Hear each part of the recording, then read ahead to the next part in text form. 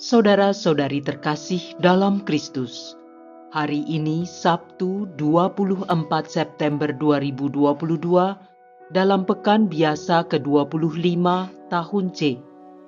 Bacaan dibawakan oleh Patricia Yuwono, Mazmur dilantunkan oleh Patrick Richard, dan renungan ditulis oleh Birgita Farida. Selamat menekuni Sabda Allah. Marilah kita semakin mengasihi, semakin peduli, dan bersaksi.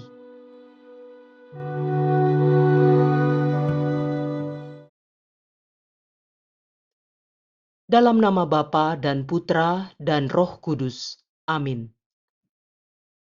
Tuhan, Engkau memberikan kepada kami firman-Mu.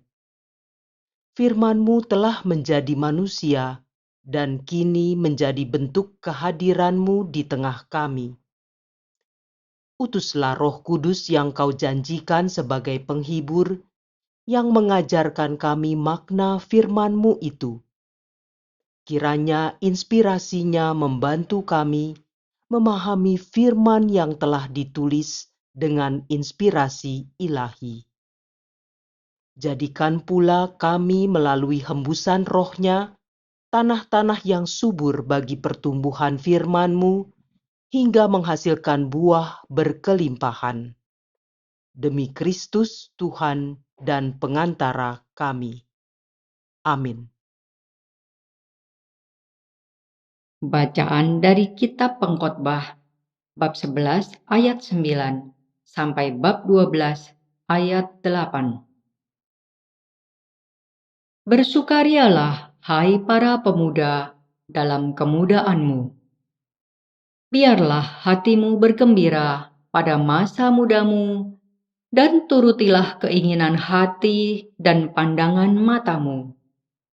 Tetapi ketahuilah bahwa karena segala hal ini, Allah akan membawa engkau ke pengadilan. Buanglah kesedihan dari hatimu, dan jauhkanlah penderitaan dari tubuhmu, karena masa muda dan fajar hidup adalah kesia-siaan. Ingatlah akan Penciptamu pada masa mudamu, sebelum tiba hari-hari yang malang dan mendekat tahun-tahun yang kau katakan, "Tiada kesenangan bagiku di dalamnya." Sebelum matahari dan terang, bulan dan bintang-bintang menjadi gelap, dan awan-awan datang kembali sesudah hujan. Pada waktu penjaga-penjaga rumah gemetar, dan orang-orang kuat membungkuk, dan wanita-wanita penggiling berhenti karena berkurang jumlahnya. Dan yang melihat dari jendela semuanya menjadi kabur. Sebelum pintu-pintu di tepi jalan tertutup, dan bunyi penggilingan menjadi lemah, dan suara menjadi seperti kicauan burung, dan semua penyanyi wanita tunduk. Sebelum orang menjadi takut berdiri di ketinggian, dan ketakutan ada di jalan. Sebelum pohon badam berbunga, dan belalang menyeret dirinya dengan susah payah, dan nafsu makan tak dapat dibangkitkan lagi, karena manusia pergi ke rumahnya yang kekal, dan peratap-peratap berkeliaran di jalan. Sebelum rantai perak diputuskan, dan pelita emas dipecahkan.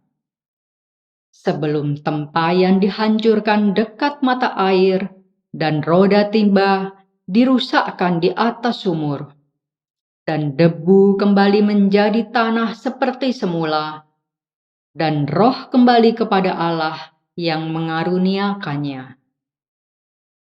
Kesia-siaan atas kesia-siaan, kata pengkhotbah. Segala sesuatu adalah kesia-siaan. Demikianlah sabda Tuhan. Tuhan,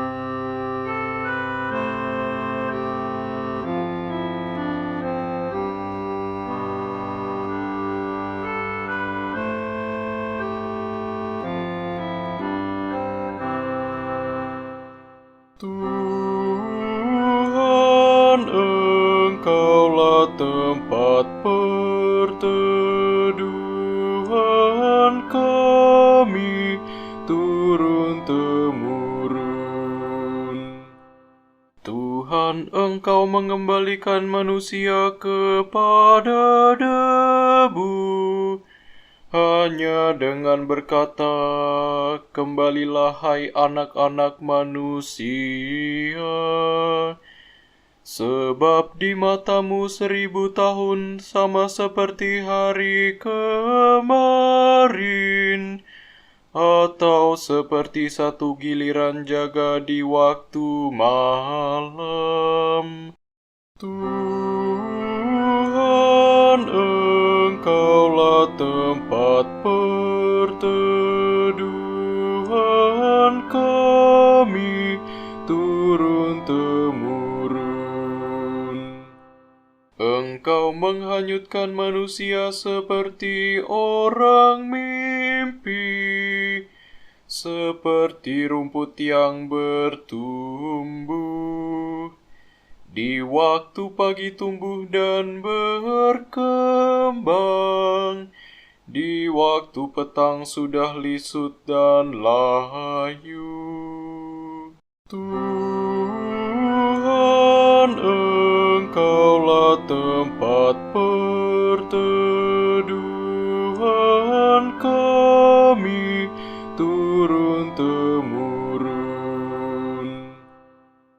Ajarlah kami menghitung hari-hari kami, hingga kami beroleh hati yang bijaksana. Kembalilah ya Tuhan, berapa lama lagi, dan sayangilah hamba-hamba-Mu. Tuhan, Engkaulah tempat perteduhan kami turun-temurun. Kenyangkanlah kami di waktu pagi dengan kasih setia-Mu, supaya kami bersorak-sorai dan bersukacita sepanjang hayat. Kiranya kemurahan Tuhan melimpah atas kami.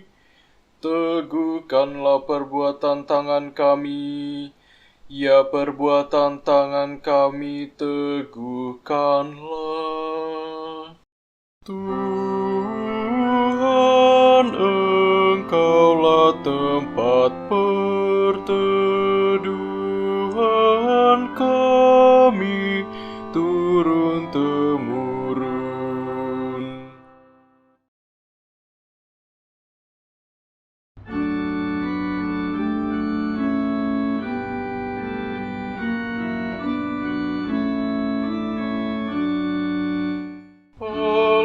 Haleluya, haleluya, haleluya.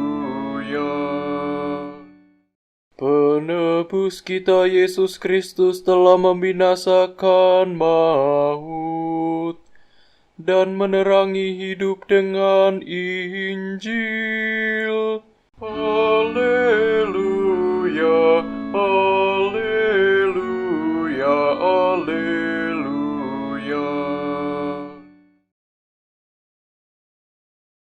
Inilah Injil suci menurut Lukas, bab 9, ayat 43b sampai 45. Semua orang heran karena segala yang dilakukan Yesus. Lalu Yesus berkata kepada murid-muridnya, "Dengarkanlah dan camkanlah segala perkataanku ini. Anak manusia akan diserahkan ke dalam tangan manusia. Mereka tidak mengerti perkataan itu, sebab artinya tersembunyi bagi mereka, sehingga mereka tidak dapat memahaminya. Dan mereka tidak berani menanyakan arti perkataan itu kepada Yesus. Demikianlah sabda Tuhan.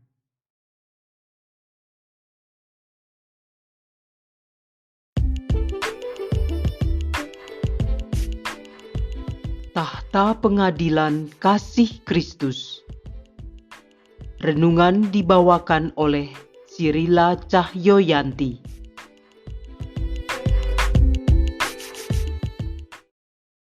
Bapak, Ibu, kaum muda, remaja, dan anak-anak yang terkasih, Shalom, damai sejahtera Tuhan kita Yesus Kristus beserta kita sekalian. Dalam bacaan pertama, Salomo memberikan kebebasan yang mengagumkan kepada orang-orang muda untuk menikmati hidup dan melakukan apa yang mereka inginkan.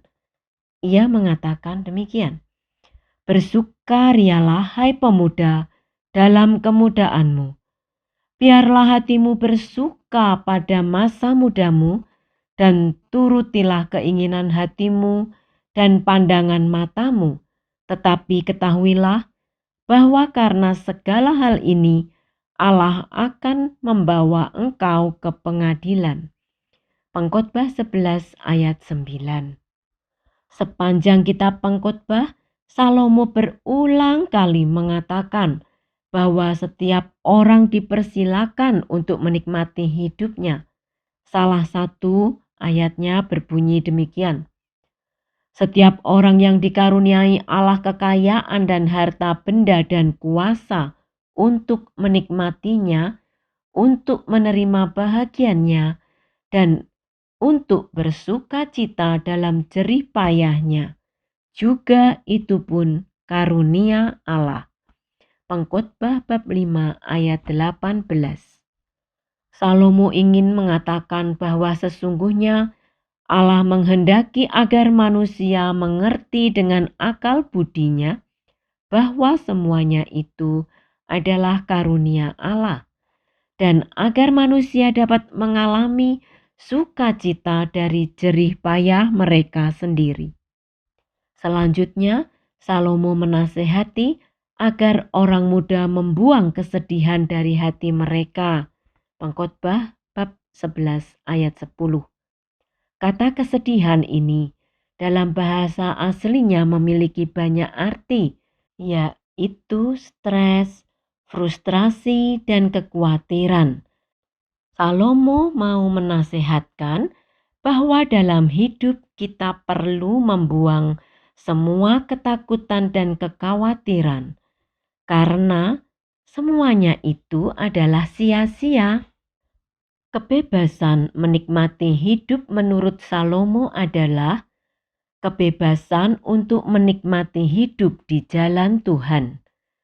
Kebebasan haruslah tetap memperhatikan kehendak dan perintah Allah. Mengapa?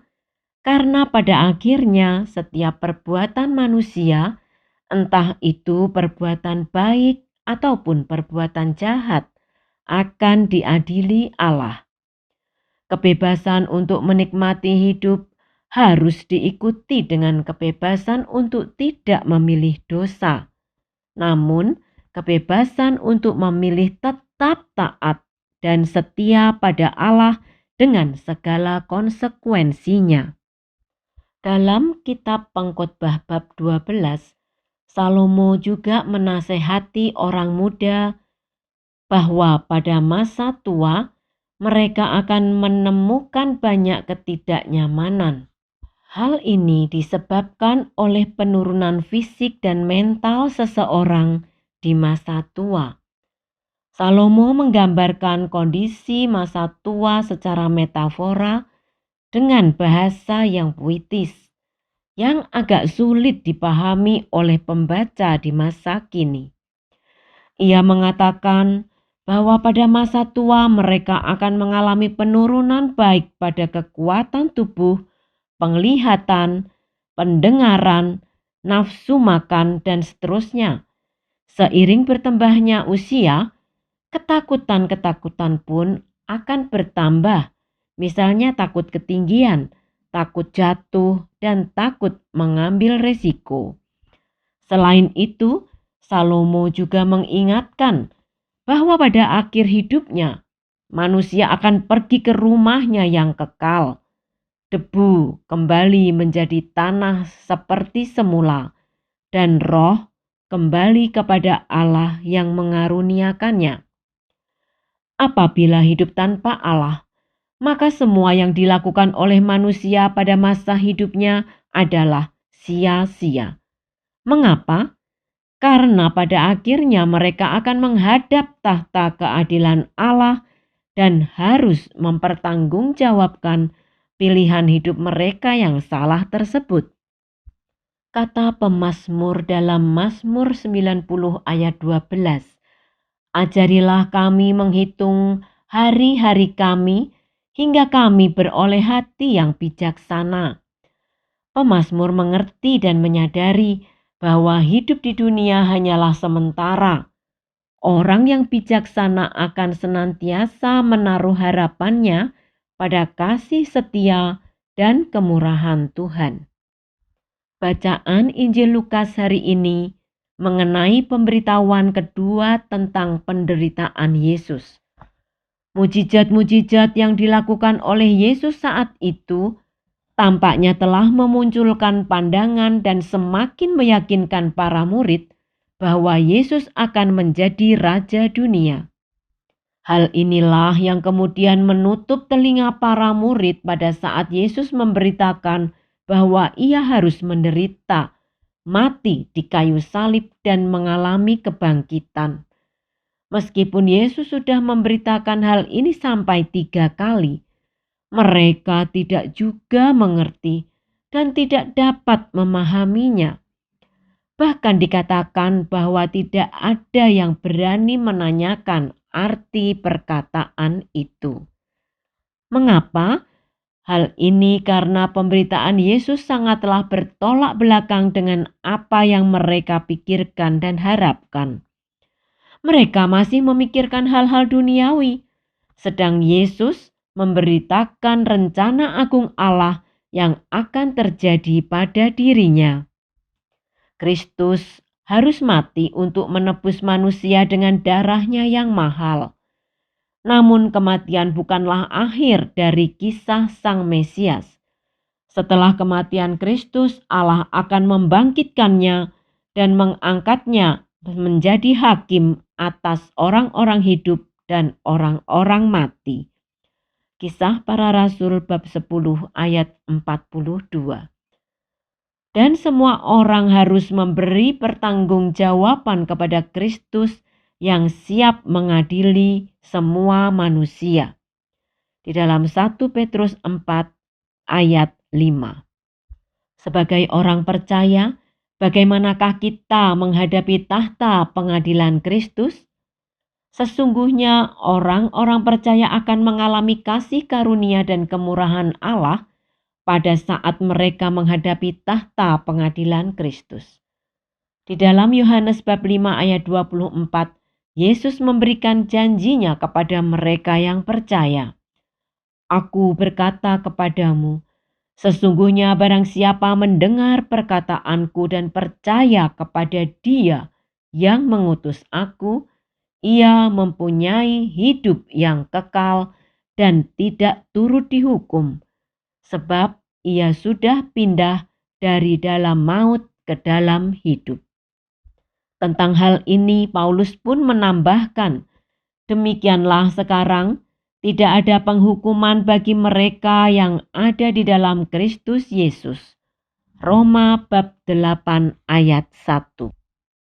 Pada akhirnya, merenungkan kembali apa yang dikatakan oleh Salomo, kesia-siaan atas kesia-siaan apabila selama hidupnya manusia memilih untuk berpaling dari jalan Tuhan. Namun, tidaklah sia-sia mereka yang taat dan setia kepadanya sampai akhir hidupnya. Bagi orang percaya, jaminan keselamatan dan kehidupan kekal sudah disediakan bagi kita. Sungguh sangat mengagumkan pengharapan yang kita miliki di dalam Kristus. Marilah berdoa.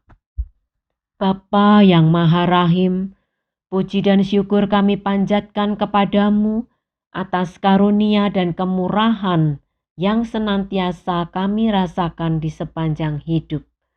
Kami juga bersyukur atas rahmat keselamatan yang datang melalui Putramu, Tuhan kami Yesus Kristus.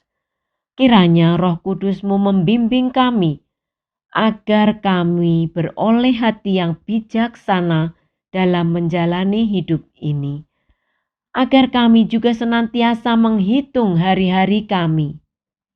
Agar kami belajar untuk taat dan tetap setia di jalan-Mu dan tidak menyimpang ke kiri serta ke kanan. Kiranya kami pun beroleh bagian dalam kasih setia dan kemurahan Tuhan di saat kami menghadap tahta pengadilan kasih-Mu nanti. Melalui pengantaraan Putra-Mu Tuhan dan Juru Selamat kami, Yesus Kristus, kini dan sepanjang segala masa. Amin. Dalam nama Bapa dan Putra dan Roh Kudus. Amin.